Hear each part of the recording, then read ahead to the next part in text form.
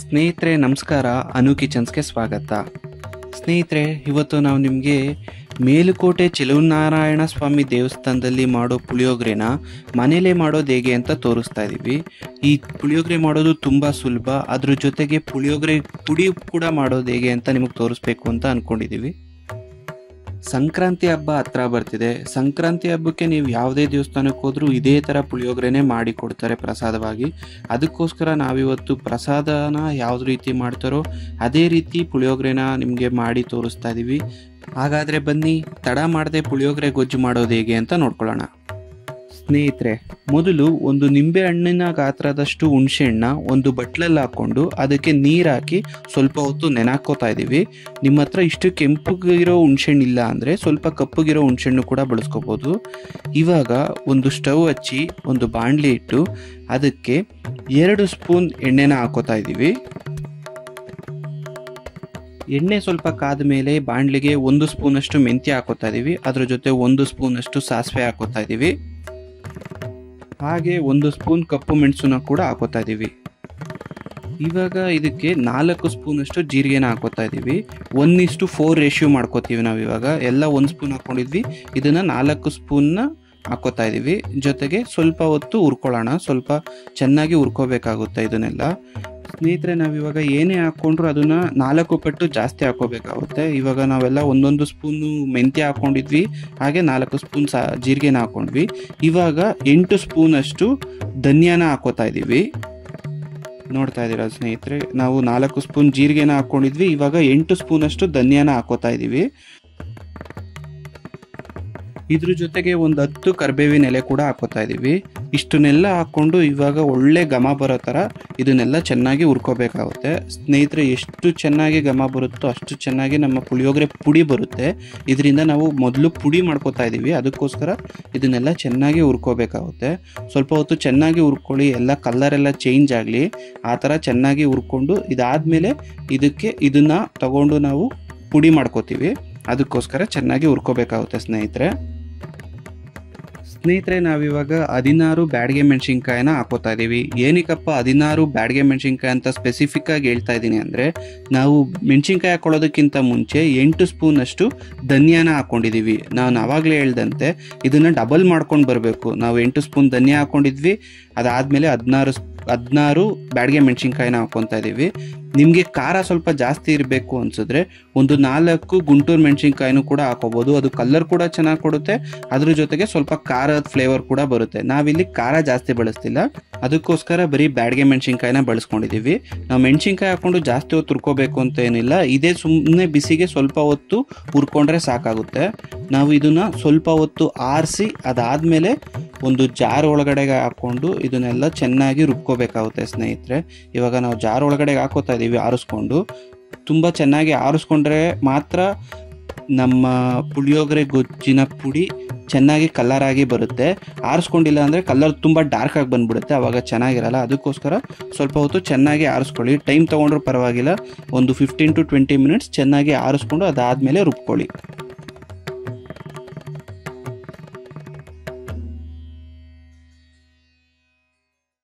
ಸ್ನೇಹಿತರೆ, ನೋಡ್ತಾ ಇದ್ದೀರಾ, ನಾವಿವಾಗ ನಮ್ಮ ಪುಳಿಯೋಗರೆ ಗೊಜ್ಜಿನ ಪುಡಿನ ಚೆನ್ನಾಗಿ ರುಬ್ಕೊಂಡಿದ್ದೀವಿ. ಕಲರ್ ಕೂಡ ನೋಡಿ ಎಷ್ಟು ಚೆನ್ನಾಗಿ ಬಂದಿದೆ ಅಂತ. ಈ ಥರ ಒಂದು ಅದಕ್ಕೆ ಚೆನ್ನಾಗಿ ನೀವು ಪುಡಿ ಮಾಡ್ಕೋಬೇಕಾಗುತ್ತೆ ಸ್ನೇಹಿತರೆ. ಈ ಪುಡಿನ ನೀವು ಮಿನಿಮಮ್ 6 ತಿಂಗಳು ಗಂಟ ಇದೇ ಥರ ಇಟ್ಕೊಂಡು ಬೇಕಾದಾಗ ಯೂಸ್ ಮಾಡ್ಕೋಬೋದು. ಆದರೆ ನಾವು ಹೇಳೋದೇನು ಅಂದರೆ 6 ತಿಂಗಳವರೆಗೂ ಯೂಸ್ ಮಾಡ್ಕೊಳಕ್ಕೆ ಹೋಗ್ಬೇಡಿ. ತಿಂಗಳಿಗೂ ಇಲ್ಲ 2 ತಿಂಗಳಿಗೂ ಒಂದ್ಸತಿ ಪುಡಿ ಮಾಡ್ಕೊಂಡು ಇಟ್ಕೊಳ್ಳಿ. ಯಾಕಂದರೆ ಫ್ರೆಶ್ ಆಗಿರೋದನ್ನು ಯೂಸ್ ಮಾಡಿ, ಫ್ರೆಶ್ ಆಗಿರೋದನ್ನು ಬಳಸಿ. ಅದಕ್ಕೋಸ್ಕರ ಸ್ನೇಹಿತರೆ, ಇವಾಗ ಪುಳಿಯೋಗರೆ ಗೊಜ್ಜು ಮಾಡೋದಕ್ಕೆ ಅಂತ ಹೇಳ್ಬಿಟ್ಟು ಒಂದು ಬಾಣಲಿಗೆ 5 ರಿಂದ 6 ಸ್ಪೂನಷ್ಟು ಎಣ್ಣೆನ ಹಾಕೋತಾ ಇದ್ದೀವಿ. ಎಣ್ಣೆ ಸ್ವಲ್ಪ ಕಾದ ಮೇಲೆ ಅದಕ್ಕೆ ಅರ್ಧ ಸ್ಪೂನಷ್ಟು ಸಾಸಿವೆನ ಹಾಕೋತಾ ಇದ್ದೀವಿ. ಹಾಗೆ ಒಂದು 100 ಗ್ರಾಮ್ ಅಷ್ಟು ಕಡಲೆ ಬೀಜನೂ ಕೂಡ ಹಾಕೋತಾ ಇದ್ದೀವಿ. ಹಾಗೆ ಒಂದು 4 ರಿಂದ 5 ಗೋಡಂಬಿನ ಸ್ವಲ್ಪ ಕಟ್ ಮಾಡಿ ಹಾಕೋತಾ ಇದ್ದೀವಿ. ಹಾಗೆ 1-2 ಬ್ಯಾಡಗೆ ಮೆಣಸಿನ್ಕಾಯಿನ ಮುರಿದು ಒಗ್ಗರಣೆಗೆ ಅಂತ ಹಾಕೋತಾ ಇದ್ದೀವಿ. ಅದ್ರ ಜೊತೆಗೆ ಒಂದು 10 ಕರಿಬೇವಿನ ಎಲೆ ಕೂಡ ಹಾಕೋತಾ ಇದ್ದೀವಿ. ಇಷ್ಟನ್ನು ಹಾಕ್ಕೊಂಡು ಸ್ವಲ್ಪ ಹೊತ್ತು ಚೆನ್ನಾಗಿ ನಮ್ಮ ಕಡಲೆ ಬೀಜ ಮತ್ತು ಗೋಡಂಬಿನೆಲ್ಲ ಫ್ರೈ ಮಾಡ್ಕೊಳ್ಳೋಣ. ಇದನ್ನು ನಾವು ಸ್ನೇಹಿತರೆ, ನೀವು ಬೇಕು ಅಂದರೆ ನೀವು ಉದ್ದಿನ ಬೇಳೆ ಮತ್ತು ಕಡಲೆಬೇಳೆ ಏನು ನಾರ್ಮಲ್ ಪುಳಿಯೋಗರೆ ಮಾಡ್ಬೇಕಾದ್ರೆ ಹಾಕೋತಿರಲ್ಲ ಅದನ್ನು ಕೂಡ ಹಾಕೋಬೋದು. ಸ್ನೇಹಿತರೆ, ಈ ಒಗ್ಗರಣೆಗೆ ಇವಾಗ ಒಂದು ಅರ್ಧ ಚಮಚದಷ್ಟು ಹಿಂಗನ್ನ ಹಾಕ್ಕೊಂಡು ಸ್ವಲ್ಪ ಹೊತ್ತು ಮತ್ತೆ ರೋಸ್ಟ್ ಮಾಡ್ಕೊಳ್ಳೋಣ. ಮತ್ತು ಇದೆಲ್ಲ ರೋಸ್ಟ್ ಆದಮೇಲೆ ನಾವು ಇದನ್ನು ಸಪ್ರೇಟ್ ಮಾಡ್ಕೋಬೇಕು, ಎಣ್ಣೆಯಿಂದ ಎತ್ಕೊಬಿಡೋಣ. ಯಾಕಂದರೆ ನಾವು ಇದನ್ನು ಯಾವಾಗೂ ಗೊಜ್ಜಲ್ಲೇ ಹಾಕ್ಬಿಟ್ಟು ಅನ್ನನ ಕಲಿಸಿದ್ರೆ ಈ ಕಡಲೆ ಬೀಜ ಮತ್ತು ಗೋಡಂಬಿ ಏನಿರುತ್ತೆ ಅದು ಮೆತ್ತಗಾಗ್ಬಿಡುತ್ತೆ. ನಮಗೆ ಗೊಜ್ಜಿನ ಜೊತೆ ಅನ್ನದಲ್ಲಿ ಕಲಿಸ್ಬೇಕಾದ್ರೆ ಚೆನ್ನಾಗಿರಲ್ಲ. ಅದಕ್ಕೋಸ್ಕರ ನಾವು ಇದನ್ನು ಸಪ್ರೇಟ್ ಮಾಡ್ಕೋತಾ ಇದ್ದೀವಿ. ನೋಡಿ, ಇವಾಗ ಸಪ್ರೇಟ್ ಇಟ್ಕೊಂಡಿದ್ದೀನಿ. ನೀವು ಯಾವಾಗ ಅನ್ನ ಕಲಿಸ್ಕೊತಿರಲ್ಲ ಆವಾಗ ಇದನ್ನು ಗೊಜ್ಜು ಜೊತೆ ಮಿಕ್ಸ್ ಮಾಡ್ಕೊಂಡು ಕಲಿಸ್ಕೊಂಡ್ರೆ ಸಾಕು. ಇವಾಗ ಇದೇ ಬಾಣಲಿಗೆ ನಾವು ಆಲ್ರೆಡಿ ಹುಣ್ಸೆಹಣ್ಣ ಇಟ್ಕೊಂಡಿದ್ವಲ್ಲ ಅದನ್ನು ಚೆನ್ನಾಗಿ ಕಿವುಚಿ ಆ ನೀರನ್ನ ಈ ಎಣ್ಣೆ ಒಳಗಡೆಗೆ ಬಿಡ್ತಾ ಇದ್ದೀವಿ, ಎರಡೂ ಚೆನ್ನಾಗಿ ಮಿಕ್ಸ್ ಆಗೋದಕ್ಕೆ ಅಂತ ಹೇಳ್ಬಿಟ್ಟು. ಅದ್ರ ಜೊತೆಗೆ 2 ಸ್ಪೂನಷ್ಟು ಬೆಲ್ಲನ ಹಾಕೋತಾ ಇದ್ದೀವಿ ಸ್ವೀಟ್ಗೋಸ್ಕರ.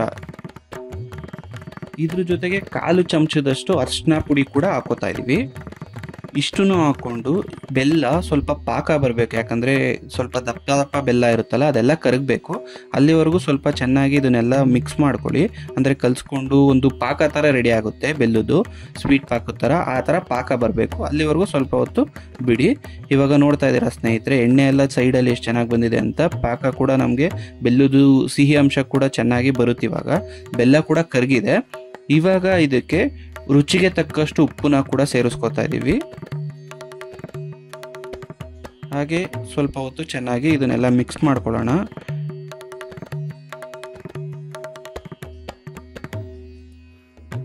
ಸ್ನೇಹಿತರೆ, ನಾವಿವಾಗ ಈ ಬಾಣಲಿಗೆ ನಾವು ಆಲ್ರೆಡಿ ಪುಡಿ ಮಾಡಿ ಇಟ್ಕೊಂಡಿದ್ದೀವಲ್ಲ ಪುಳಿಯೋಗರೆ ಪುಡಿನ, ಆ ಪುಡಿಲಿ 4 ಸ್ಪೂನ್ ಪುಳಿಯೋಗರೆ ಪುಡಿ ಮಾತ್ರ ಹಾಕೋತಾ ಇದ್ದೀವಿ.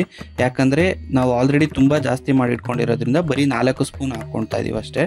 ಇದನ್ನು ಹಾಕ್ಕೊಂಡು ಕ್ಲೀನಾಗಿ ಎಲ್ಲ ಮಿಕ್ಸ್ ಆಗಬೇಕು. ಅಲ್ಲಿವರೆಗೂ ಚೆನ್ನಾಗಿ ಸ್ವಲ್ಪ ಕಲಿಸ್ಕೊಳ್ತಾ ಬರ್ತಾಯಿರಿ. ಸ್ನೇಹಿತರೆ, ಪುಳಿಯೋಗರೆ ಮಾಡ್ಕೊಳ್ಳೋದು ತುಂಬ ಸುಲಭ. ಹಾಗೆ ನಾವು ಮುಂಚೆನೇ ಹೇಳ್ದಂತೆ ಈ ಪುಳಿಯೋಗರೆನ ನೀವು ಮೇಲ್ಕೋಟೆ ಚೆಲುವನಾರಾಯಣ ಸ್ವಾಮಿ ದೇವಸ್ಥಾನದಲ್ಲಿ ಯಾವ ಥರ ಇರುತ್ತಲ್ಲ ಅದೇ ಥರ ಟೇಸ್ಟ್ ಕೊಡುತ್ತೆ. ನಾವು ಹೇಳಿರೋ ಸ್ಟೆಪ್ನ ನೀವು ಫಾಲೋ ಮಾಡಿಕೊಂಡು ಈ ಗೊಜ್ಜನ್ನ ರೆಡಿ ಮಾಡಿಕೊಂಡ್ರೆ. ಸ್ನೇಹಿತರೆ, ನೋಡ್ತಾ ಇದ್ದೀರಾ ಗೊಜ್ಜು ಯಾವ ಥರ ಬರ್ತಾ ಇದೆ ಅಂತ ಹೇಳಿ. ಎಣ್ಣೆ ಎಲ್ಲ ಚೆನ್ನಾಗಿ ಬಿಟ್ಕೋತಾ ಇದೆ. ಕಲರ್ ಕೂಡ ನೀವು ನೋಡ್ಬೋದು ಎಷ್ಟು ಕ್ಲೀನಾಗಿ ಬರ್ತಿದೆ ಅಂತ.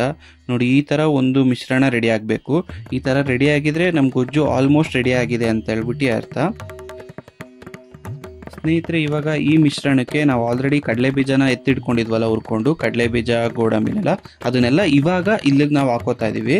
ಇದನ್ನ ಹಾಕ್ಕೊಂಡು ಇವಾಗ ಒಂದ್ಸತಿ ಅದನ್ನೆಲ್ಲ ಮಿಕ್ಸ್ ಮಾಡ್ಕೊಳ್ಳೋಣ ಕ್ಲೀನಾಗಿ ಗೊಜ್ಜಿಗೆ. ಸ್ನೇಹಿತರೆ ನೋಡಿ, ನಾವು ಗೊಜ್ಜು ಈ ಸ್ಟೆಪ್ಪಿಗೆ ಬಂದಾಗೇ ನಾವು ಕಡಲೆ ಬೀಜ ಮತ್ತು ಗೋಡಂಬಿನ ಹಾಕೋಬೇಕು.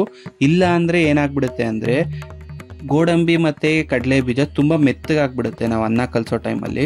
ಅದಕ್ಕೋಸ್ಕರ ಈ ಟೈಮಲ್ಲಿ ಹಾಕ್ಕೊಂಡು ನಾವು ಅನ್ನಕ್ಕೆ ಈ ಗೊಜ್ಜನ್ನ ಮಿಕ್ಸ್ ಮಾಡಿ ಕಲಿಸ್ಕೊಂಡ್ರೆ ತುಂಬ ಚೆನ್ನಾಗಿ ಬರುತ್ತೆ. ಇವಾಗ ನಾವು ಅನ್ನ ರೆಡಿ ಮಾಡ್ಕೊಂಡಿದ್ದೀವಿ ಆಲ್ರೆಡಿ. ಆ ಅನ್ನಕ್ಕೆ ನಮ್ಮ ಗೊಜ್ಜನ್ನ ಹಾಕ್ಕೊಂಡು ಚೆನ್ನಾಗಿ ಕಲಿಸ್ಕೊತಾ ಇದ್ದೀವಿ. ಸ್ನೇಹಿತರೆ, ನೀವು ನೋಡ್ತಿರ್ಬೋದು ಎಷ್ಟು ಕ್ಲೀನಾಗಿ ಬಂದಿದೆ ಅಂತ ಹೇಳ್ಬಿಟ್ಟು. ನಿಮಗೆ ಮಾಡ್ಬೇಕಾದ್ರೆ ಆ ಪರಿಮಳ ಗೊತ್ತಾಗ್ಬಿಡುತ್ತೆ ಪುಳಿಯೋಗರೆದು ಎಷ್ಟು ಚೆನ್ನಾಗಿ ಬರುತ್ತೆ ಅಂತ ಹೇಳ್ಬಿಟ್ಟು. ನೋಡ್ತಾ ಇದ್ದೀರಾ, ಕಲರ್ ಕೂಡ ಆಗಿರ್ಬೋದು, ಇಲ್ಲ ಫ್ಲೇವರ್ ನಿಮಗೆ ಸ್ಮೆಲ್ ಗೊತ್ತಾಗ್ತಲ್ಲ, ಬಟ್ ನಾವಿಲ್ಲಿ ಮಾಡ್ತಾ ಇದ್ದೀವಿ. ನಮ್ಗೆ ಆ ಸ್ಮೆಲ್ ಎಷ್ಟು ಚೆನ್ನಾಗಿ ಬರ್ತಿದೆ ಅಂದರೆ ನಾವು ಆಲ್ರೆಡಿ ಮೇಲ್ಕೋಟೆಯಲ್ಲಿ ಹೋಗಿ ಈ ಪುಳಿಯೋಗರೆ ತಿಂತಾ ಇದ್ದೀವೇನೋ ಅನ್ನೋ ಥರ ಸ್ಮೆಲ್ ಬರ್ತಾ ಇದೆ. ಇದೇ ಥರ ಸ್ಮೆಲ್ ನೀವು ಮಾಡಬೇಕಾದ್ರೆ ಕೂಡ ಬರುತ್ತೆ. ದಯವಿಟ್ಟು ಒಂದು ಸತಿ ಮಾಡಿ ನೋಡಿ ಯಾವ ಥರ ಇರುತ್ತೆ ಅಂತ. ನೋಡ್ತಾ ಇದ್ದೀರಾ, ಕಲರ್ ನೋಡ್ಬೋದು, ಗೋಡಂಬಿ ಕಡಲೆ ಬೀಜ ಎಲ್ಲ ನೋಡ್ಬೋದು ಎಷ್ಟು ಚೆನ್ನಾಗಿ ಕಾಣ್ತಿದೆ ಪುಳಿಯೋಗರೆ ಮೇಲೆ ಅಂತ ಹೇಳ್ಬಿಟ್ಟು. ಇನ್ನೇನು ಸಂಕ್ರಾಂತಿ ಹಬ್ಬ ಹತ್ರ ಬರ್ತಿದೆ. ನೀವು ಸಂಕ್ರಾಂತಿ ಹಬ್ಬಕ್ಕೆ ಯಾವುದೇ ದೇವಸ್ಥಾನಕ್ಕೆ ಹೋದ್ರೂ ನಿಮಗೆ ಕೊಡೋ ಪ್ರಸಾದ ಅಂದರೆ ಪುಳಿಯೋಗರೆ ಮತ್ತು ಸಿಹಿ ಪೊಂಗಲ್ಲು. ನಾವು ಸಿಹಿ ಪೊಂಗಲ್ ಕೂಡ ನೆಕ್ಸ್ಟ್ ವಿಡಿಯೋದಲ್ಲಿ ಮಾಡೋದು ಹೇಗೆ ಅಂತ ತೋರಿಸ್ತೀವಿ. ಈ ವಿಡಿಯೋದಲ್ಲಿ ನಾವು ಪುಳಿಯೋಗರೆ ಮಾಡಿದ್ದೀವಿ. ದಯವಿಟ್ಟು ಈ ಪುಳಿಯೋಗರೆ ಮಾಡ್ಕೊಳ್ಳಿ, ಹೇಗಿತ್ತು ಅಂತ ನಮಗೆ ಮಾಡಿ ತಿಳಿಸಿ.